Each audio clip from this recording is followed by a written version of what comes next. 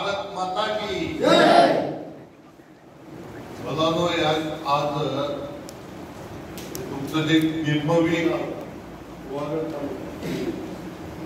1980 साली तुमच्या गावात आलो. सांगितलं आणि एकाच खात्यात माझी भरती 80 सालात. भाग्य लाभलं की रत्नागिरीच्या पुण्यभूमीमध्ये काम करायला मिळालं.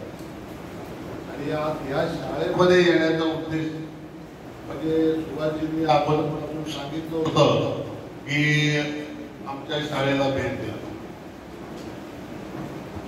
आज आमच्या आयुष्यातला हा फार मोठा आनंदाचा दिवस आहे की सुभाष जाधव यांचे वडील आणि आम्हाला तेव्हा त्यांची भेट व्हायची आणि माझा हा छंद बघितला की त्यांच्या वडिलांची गोष्ट सांगायची. महादेवराव जाधव, केशवराव जाधव आणि अर्जुनराव चव्हाण की जे भारत मातेचे सुपुत्र आहेत आणि त्यांची ओळख ते हजारो देशभक्त आहेत. त्याच्यामध्ये आपल्या रत्नागिरीतली जी काही मंडळी यांची ओळख समाजाला व्हावी म्हणून मी केली. 950 दिवस प्रवास करतो. किती दिवस? आणि त्यांच्या वारसाकडून आज माझ्या कुटुंबाचा सर्वांचा सत्कार झाला. म्हणजे जे काही मी सुद्धा एक सामाजिक ऋण फेडायचा प्रयत्न करतोय तर त्याचा गौरव तुमच्या कुटुंबाला अनेक शाळांमध्ये मी फिरलो. पण त्या शाळांमधून भेटी गाठी सत्कार होतच राहतात. पण स्वातंत्र्य सेनानींच्या वारसाकडून सत्कार होणं हे फार मोठं भाग्य तुला. मुलांनो, ओळख देशभक्तांची शाळा देते क्रांतीमंत्री हा कर्नाळा चॅरिटेबल ट्रस्ट पुणे याचा उपक्रम आहे. आणि ही जी बाजूला सगळे चित्र दिसत आहेत यांच्या सोबत मी 10,000 देशभक्तांचा कोश लिहिलेला आहे. हे जे पुस्तक तुम्हाला इथे समोर दाखवतो मी, हे एवढं मोठं पुस्तक मी लिहिलेलं आहे. बरोबर? आता आपल्याच गावातल्या 3 देशभक्तांची आपल्याला माहिती नाही. बरोबर? आता ही का माहिती नाही? कारण आपल्या शाळेच्या पुस्तकांमध्ये होत नाही. बरोबर? मग आता ही माहिती तुम्हाला तर मिळालाच पाहिजे. मिळालं पाहिजे ना. ही देण्यासाठी आता ही माहिती तुम्हाला PDF फॉर्म मध्ये तुमच्या मोबाईल मध्ये सर याची सगळ्या फायली मी तुम्हाला देणार आणि त्यात तुम्ही मुलांच्या मोबाईल मध्ये दिल्या की तुमच्याकडे 2000 देशभक्तांचे फोटो असतील. किती? आणि ह्या पुस्तकात आहे 10,000 देशभक्तांची माहिती. म्हणजे उद्यापासून तुम्ही कोणालाही सांगू शकता की नाही की माझ्याकडे किती देशभक्तांची माहिती आहे. चित्र आणि माहिती 10,000. आलं? लक्षात आलं? आता तुम्ही देशभक्त आहात का? आहात? हो. कोण बोललो? हो. कोण बोललो? हात वर करा. तुम्ही देशभक्त आहात का?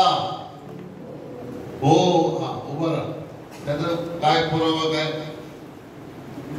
पुरावा? काय मी देशभक्त आहे असं तू म्हणतो की नाही, पण त्याचा पुरावा काय सांगू? कोणी सांगेल? कोणी सांगा बघू.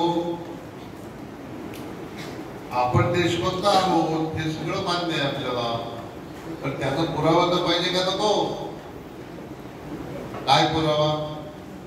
तर आपण रोज जी आरती करतो की नाही शाळेत आरती करतो ना. कुठली आरती?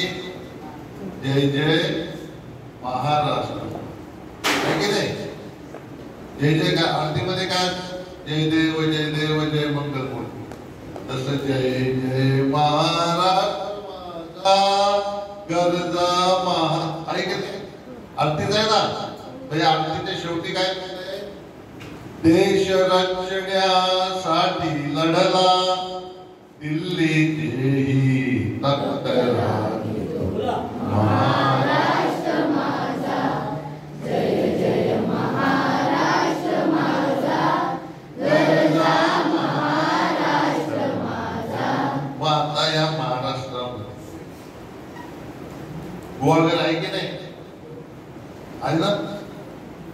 किमवी आहे की नाही? मग देशाला स्वातंत्र्य मिळवण्यासाठी महाराष्ट्रातले जे लढले ते आपले कोण होते? कोण होते? पूर्वज. कोणी उत्तर दिलं? एकदम बरोबर. आपले पूर्वज देशभक्त होते. होते की नाही? होते.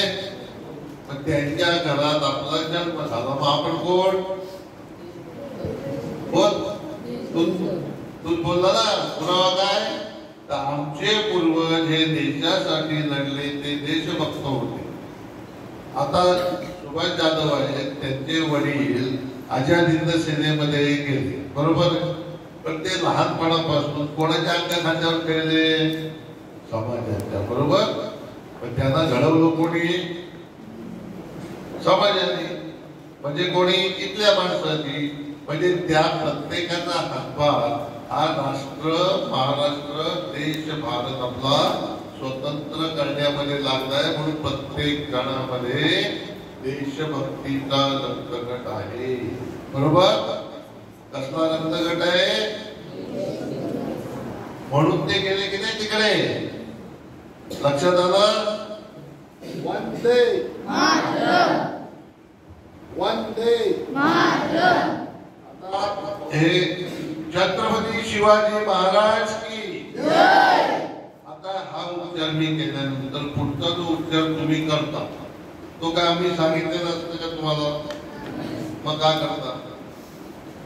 यालाच म्हणतात, जेव्हा देशभक्तीचा जय जयकार होतो तेव्हा जी स्पंदन तयार होतात ती माझ्या रक्तातून तुमच्या रक्तापर्यंत पोहोचली आणि तुमच्या रक्तामध्ये ती भिनली आणि भिनल्यानंतर तुम्ही आवाज दिला, जय जवान जय किसान.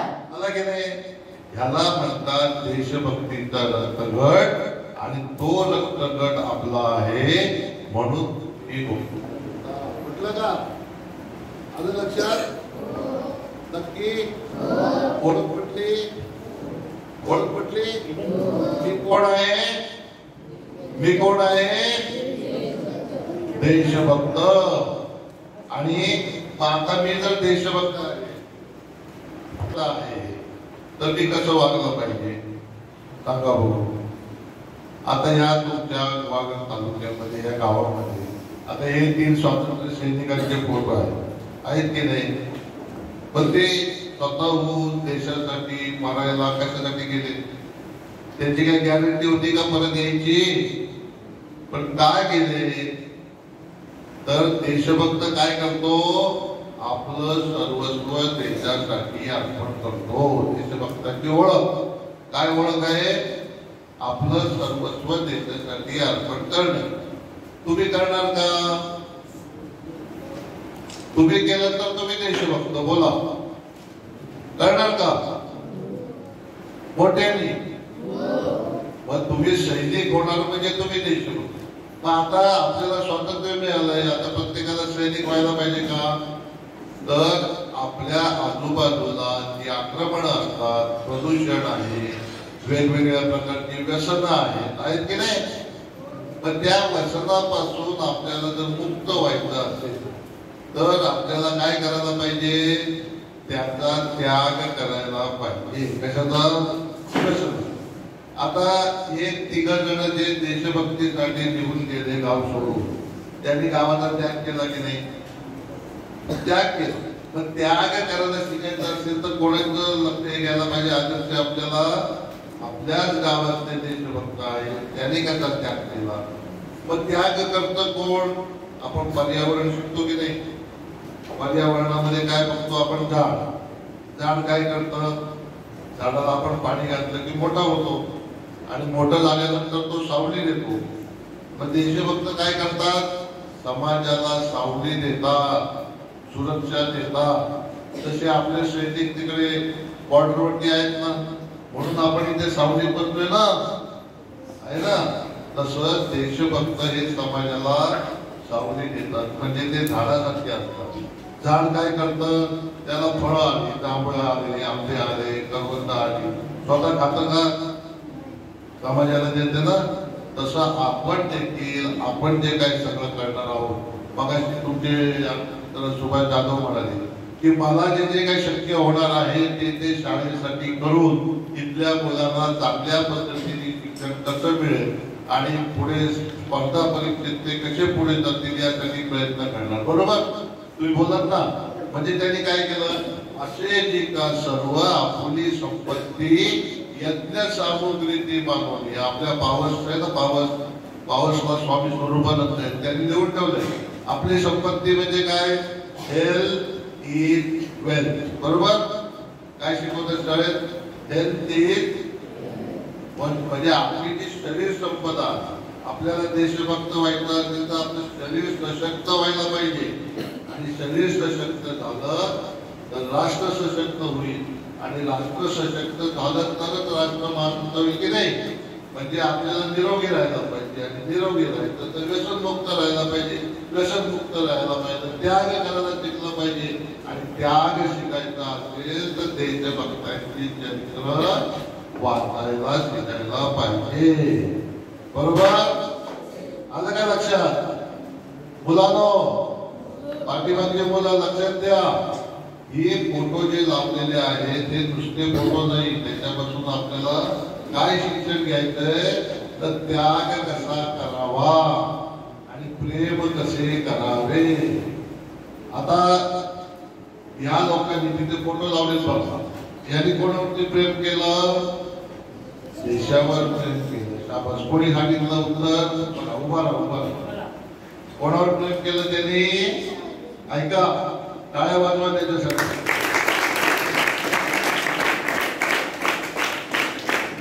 छत्रपती शिवाजी महाराजांनी कोणावर प्रेम केलं, स्वराज्यावर. झाशीच्या राणीने कोणावर प्रेम केलं, देशावर. स्वातंत्र्यवीर सावरकरांनी कोणावर प्रेम केलं, देशावर. म्हणजे देशभक्त काय करतात, देशावर प्रेम करतात. मग आपण कसं प्रेम करायचं, देशावर प्रेम करायचं. बरोबर. सावरकरांनी शपथ घेतली स्वातंत्र्याची 17व्या वर्षी, शिवाजी महाराजांनी शपथ घेतली 17व्या वर्षी. म्हणजे तुमच्या वयाच्या असताना या मुलांनी राष्ट्रभक्तीची शपथ घेतली. आपल्याला राष्ट्र मोठं करायचं असेल तर आपल्याला कोणाचा आदर्श घ्यायला पाहिजे, त्यांनी आयुष्य देशासाठी अर्पण केले आणि त्यातले आता 3 फोटो आपण इथे लावले. ते कमी आहेत का. रत्नागिरी जिल्ह्याचा इतिहास फार मोठा आहे. आता तो इतिहास मी तुम्हाला समजून सांगण्याचा प्रयत्न करेन. सर वेळ आहे का आपल्याकडे, मला सांगा. म्हणजे त्याप्रमाणे मी तेवढ्या वेळामध्ये तुम्हाला सांगेन. आपल्या रत्नागिरी आणि ते मी तुम्हाला पीडीएफ मध्ये देणारच आहे. जे काय सांगणार आहे ते या पुस्तकातलंच आहे. आता रत्नागिरीला ज्या वेळेला लोकांना सत्याग्रह टाकलं, सत्याग्रह केला ना त्यांनी अनेक ठिकाणी, पण त्यांना जेलमध्ये टाकले. आता हे देशभक्त जेलमध्ये गेले तरी त्यांनी कशा प्रकारे तुरुंगात सत्याग्रह केला त्याचं वर्णन आहे बघा. 1930 साली रत्नागिरीच्या कारागृहामध्ये जे सत्याग्रही होते त्यांनी काय मागणी केली माहितीये का, भंगी काम करायला मिळावे म्हणून अप्पासाहेब पटवर्धन आणि तात्या करमरकर यांनी सत्याग्रह केला. त्याग किती करायचा बघा. भंगी काम कोण करेल का, लोकांची घाण काढायची. पण त्यांनी असा सत्याग्रह केला तुरुंगामध्ये की आम्हाला भंग्याचंच काम. अस्पृश्यता निर्मूलनाचा पहिला प्रयत्न तिथं त्यांनी केला. दुसरं, मराठीसाठी अप्पासाहेबांनी सत्याग्रह केला. मराठी भाषेतच आमच्याशी व्यवहार करा. उदाहरण तुम्हाला मी स्पष्ट सांगतो, मी अख्खा महाराष्ट्र फिरलोय. मातृभाषेतून जे शिक्षण घ्याल ते तुम्हाला आयुष्यभर पुरेल. आपल्या मातृभाषेतून जे शिकवलं जातं ते कायमस्वरूपी लक्षात राहतं. आणि जी मुलं स्पर्धा परीक्षेत पुढे जातात ती मातृभाषेतून शिक्षण घेऊनच जातात. त्याच्यामुळे इंग्रजी शिक्षणाचा हट्ट हा योग्य नव्हे. तिथे तुम्हाला मातृभाषेतून न शिकवल्यामुळे तुम्हाला काही समजत नाही आणि इतर त्यांना उतरता. त्याच्यामुळे मराठी भाषेसाठी बघा त्या सत्याग्रहामध्ये आग्रह केला होता अप्पासाहेब पटवर्धनांनी आणि त्यांना शिक्षा काय मिळाली? अंधार कोठडी. आज तसंच चाललंय. मराठीचा आग्रह करणार असेल तर त्या शाळांना सुविधा मिळत नाही. किती दुःखाची गोष्ट आहे बघा. तसंच चाललंय अजूनपर्यंत. पण मराठी मधून जे शिकतात आज मोठमोठे माझं पूर्ण शिक्षण मराठीत झालं आणि मी आतापर्यंत रिटायर्ड झालो तरी खात्यात होतो तरी मराठीतच लिहित होतो आणि मराठीतच सही करत होतो. माझं कुठं अडलं नाही. उलट जे इंग्रजीतून पत्र व्यवहार यायचे त्याच्यामध्ये मी 10 चुका काढायचो आणि सांगायचो हे बदलून आणा. 4 वेळा तो बदलायचं. त्याचं काही चुका उतरत बसायच्या. शेवटी ते मराठीतच लिहून आणा. तर मराठीचा आग्रह सोडू नका. तुम्हाला मोठं व्हायचं असेल तर समजलं. चित्ती असो द्यावे समाधान. आनंद आहे शिक्षणामध्ये. कुठल्या आपल्या ज्ञानेश्वरीच्या तुकोबाच्या अभंगामध्ये जो आनंद आहे तो कुठल्याही भाषेमध्ये. आता चालक्यासाठी अप्पासाहेबांनी सत्याग्रह केला होता म्हणून त्यांना अंधार कोठडीत टाकलं आणि वालावलकर यांनी उपवास केला. अशी 150 कैद्यांनी उपवास केला होता मराठी भाषेसाठी. येरवडा जेलमध्ये गांधीजींनी हरिजनांना स्वतंत्र मतदान देण्याच्या प्रश्नावरून उपोषण केलं होतं आणि त्यावेळेला आपल्या रत्नागिरीच्या कारागृहामध्ये पण उपोषण झालं होतं. त्याच्यानंतर 17 ऑगस्टला आष्टी म्हणजे वर्धा विदर्भामध्ये तुकडोजी महाराजांचा सत्याग्रह होता. पत्थर सारे बॉम्ब बनेगे भक्त बनेगे. पत्थर म्हणजे कोण? पत्थर म्हणजे सर्वसामान्य माणसं जी अज्ञानी होती. पण जेव्हा तुकडोजी महाराजांनी त्यांना राष्ट्रभक्तीचा संदेश दिला तेव्हा ते दगड त्यांना म्हणायची अज्ञानी. ती माणसं बॉम्ब सारखी झाली म्हणजे पेटून उठली आणि स्वातंत्र्यासाठी लढायला लागली. त्यावेळेला देखील रत्नागिरीला प्राणांतिक उपोषण केलेलं आहे. नंतर 17 ऑगस्ट 45ला 7 जण तिथे हुतात्मा झाले गोळीबारामध्ये. त्यांना पाठिंबा देण्यासाठी म्हणजे रत्नागिरीचं योगदान किती आहे? रत्नागिरीचं स्वातंत्र्य लढ्याचं योगदान प्रचंड आहे. आपल्याला शिरोडेला जो सत्याग्रह झाला होता विनोबाजींनी 3 वेळा सत्याग्रह केला होता आणि ह्या ज्या शाळा आपल्या आहेत या शाळांमध्ये कुठल्याही प्रकारचा जातीभेद न पाळता सर्व मुलांनी एकत्र बसावे अशा प्रकारचा अस्पृश्यता निर्मूलनाचा पहिला कायदा हा आपल्या रत्नागिरी जिल्ह्यात झालेला आहे. एवढी मोठी परंपरा आहे आपल्याला. रत्नागिरीमध्ये पहिला मंदिर प्रवेश विठ्ठल मंदिरात स्वातंत्र्यवीर सावरकरांनी केला. अस्पृश्यता मंदिर प्रवेश आणि ब्रिटिश गव्हर्नरने लिहून पाठवलं की रत्नागिरी जिल्हा पूर्ण अस्पृश्यता निर्मूलन झालेला आहे. केवढी मोठी चळवळ आहे. आणि त्यांचे वारस कोण आहात? कोण आहेत वारस? तुम्ही आहात. आपले पूर्वज हे अशा प्रकारे देशासाठी लढले. आता इथेशी तुम्हाला अजून रत्नागिरीला गेल्यानंतर त्या दिवाराजाचं एक पॅलेस आहे. तिथे पण तुम्हाला स्वातंत्र्यवीर सावरकरांना अंदमानहून आणले की नाही आणि इकडे ठेवले.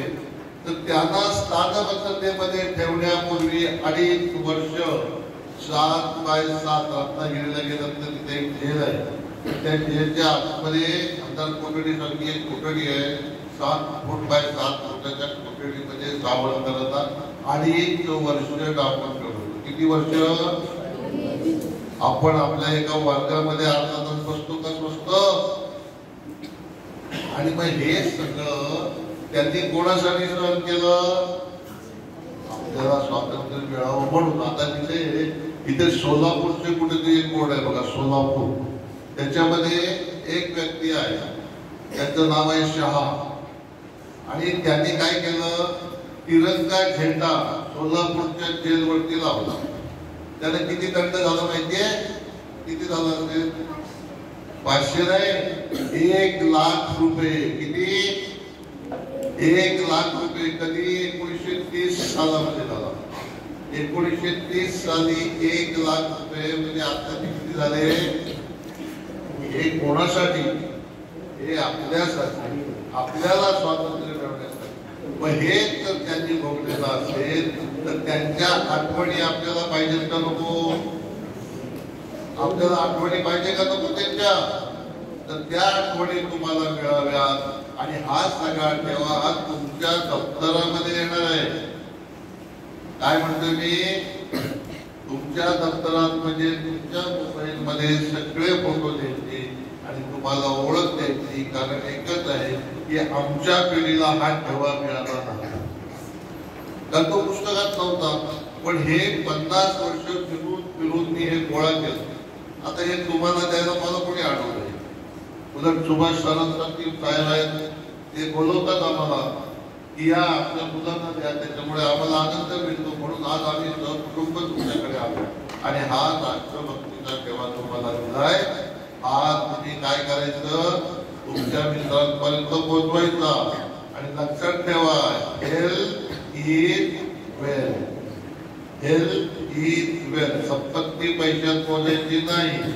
आपली शरीर संपदा हीच आपली संपत्ती आणि ती संपत्ती तुम्ही व्यसनमुक्त असाल तर फार मोठी होते आणि व्यसनमुक्त राहायचं तर स्वातंत्र्य झाल्याचा अभ्यास करायला पाहिजे. त्याग कसा करायला शिकला पाहिजे. बरोबर? आलं लक्षात? आलं का लक्षात? काय सांगितलं? त्याग करायला काय नाही. काय सांगितलं? विसरला?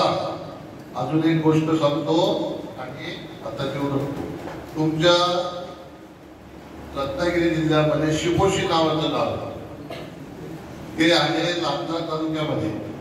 आणि आपल्या भारतामध्ये ब्रिटिशांच्या विरोधात बॉम्बचा वापर कसा करायचा याची विद्या जर कोणी शिकवली असेल तर ती रत्नागिरीच्या आठले गोपाळ नारायण आठले मुक्काम पोस्ट शिपोशी. म्हणजे स्वातंत्र्य लढ्यात आपला किती मोठा हिस्सा आहे की नाही? देश रक्षणासाठी लढले दिल्लीचेही तख्त राखितो महाराष्ट्र आपल्या रत्नागिरी. आणि ते गेले होते कुठे? कलकत्त्यात. कलकत्त्याच्या जंगलामध्ये बंगाली लोकांना म्हणजे बंगाली क्रांतिकारकांना बॉम्ब विद्या शिकवायला आपल्या रत्नागिरीत ती व्यक्ती गेली होती. आणि मग जेव्हा त्याची प्रकृती बिघडली आणि त्याचा मृत्यू असं दिसलं समोर, तर तेव्हा त्यांनी आपले जे केशव बळीराम हेडगेवार आहेत RSSचे, तेव्हा ते डॉक्टर के करायला तिथे होते, शिकत होते डॉक्टर. तेव्हा ते RSS वगैरे काय नव्हतं, तर त्यांनी त्यांना बोलवून घेतलं की महाराष्ट्रातल्या माणसाला बोलवा म्हणजे मी त्यांना सांगू शकेल. पण ते तिथे कलकत्त्याला शिकत असताना ते जंगलात गेले आणि तिथे ह्या त्यांनी गोपाळ नारायण आठलेंनी प्राण सोडले. अशी ही रत्नागिरीची मंडळी महाराष्ट्रात नव्हे, तुमच्या इथून गुहागडच्या पलीकडे गेलं तर तुम्हाला एक गुडगे गुडगे माहितीये का? दाभोळच्या बाजूला ते गुडघ्याचे दांडेकर म्हणून एक व्यक्ती आपल्या इथे, ते स्वातंत्र्य सैनिक म्हणून त्यांनी लिहिलं नाही कुठे. पण त्यांना लोकमान्य टिळकांनी सांगितलं की तुम्ही खादीचा प्रचार करा. आणि खादीचा प्रचार कुठे करा? तर आसाम मध्ये करा, बंगाल मध्ये. कुठे? मराठी म्हणून. त्यांनी तिकडे गेले आणि तिकडे त्यांनी कीर्तन केले. रत्नागिरीचा माणूस कुठे कुठे गेलाय सांगा बघू? विश्व खांडेकरांना ओळखता तुम्ही? आणि रोज तुम्ही कविता बोलता कोणाच्या? साने गुरुजींच्या. साने गुरुजी केवढे मोठे देशभक्त होते. तर ती आपली परंपरा आहे. ती परंपरा समजून घ्या. ती सांगण्याचा माझा हेतू आहे आणि या यात्रेचा हेतू तोच आहे. ओळख देशभक्तांची शाळा तिथे क्रांती मंदिर.